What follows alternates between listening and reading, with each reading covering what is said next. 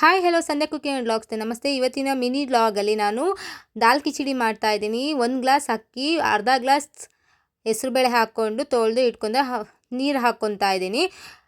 ಉಪ್ಪೇ ಇರೋದಕ್ಕೆ ನೀರೆಲ್ಲ ಆಚೆ ಬಂದುಬಿಡುತ್ತಲ್ಲ, ಹಾಗಾಗಿ ಒಂದು ಸ್ಪೂನ್ ಹಾಕ್ಕೊಂಡು ಅರಿಶಿನ ಹಾಕ್ಕೊಂಡು ಉಪ್ಪು ಹಾಕ್ಕೊಂಡು ಎಣ್ಣೆ ಹಾಕ್ಕೊತಾ ಇದ್ದೀನಿ. 1 ವಿಸಿಲ್ ಹೊಡ್ಸ್ಕೊತಾ ಇದ್ದೀನಿ. ಈ ಕಡೆ ಒಗ್ಗರಣೆಗೆ ಈರುಳ್ಳಿ ಹಾಕ್ಕೊತಾ ಇದ್ದೀನಿ. ಈರುಳ್ಳಿ ಚೆನ್ನಾಗಿ ಸಾಫ್ಟಾಗಿ ಫ್ರೈ ಮಾಡಿಕೊಂಡು ಟೊಮೊಟೊ ಹಾಕ್ಕೊತಾ ಇದ್ದೀನಿ.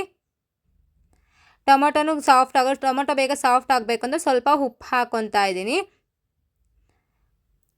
ಮಸಾಲೆ ಪೌಡ್ರೆಲ್ಲ ಹಾಕಿ ಸ್ಕಿಪ್ ಆಗಿದೆ. ಸ್ವಲ್ಪ ಗರಂ ಮಸಾಲ, ಧನಿಯಾ ಪುಡಿ, ಖಾರದ ಪುಡಿ ಹಾಕ್ಕೊಂಡು ಫ್ರೈ ಮಾಡಿಕೊಂಡು ನಾ ಬೇಯಿಸಿಕ್ಕಿದ್ವಲ್ಲ ಅಕ್ಕಿ ಹೆಸರುಬೇಳೆಗೆ ಅದಕ್ಕೆ ಹಾಕ್ಕೊಂಡಿದ್ದೀನಿ. ಇವತ್ತು ಫೈನಲಾಗಿ ಒಗ್ಗರಣೆ ಕೊಡ್ತಾ ಇದ್ದೀನಿ. ತುಪ್ಪ ಜಾಸ್ತಿ ಹಾಕಿದ್ರೆ ಚೆನ್ನಾಗಿರುತ್ತೆ.